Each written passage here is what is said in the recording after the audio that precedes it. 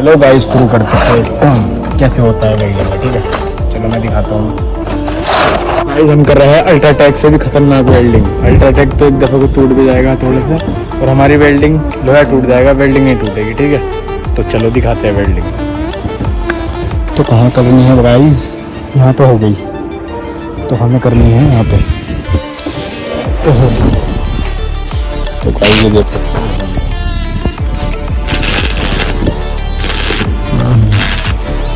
कुछ कह रहे हो ये जबरदस्त हो गया। हम लगा देखो बात कर रहे हैं पीछे पकड़ नहीं। तो गाइस हमने बना दिया, तो ये चलते फिरते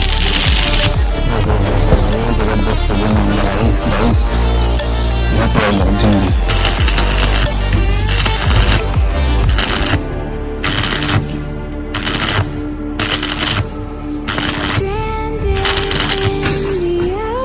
तो गाइस हमने कर दिया वेल्डिंग।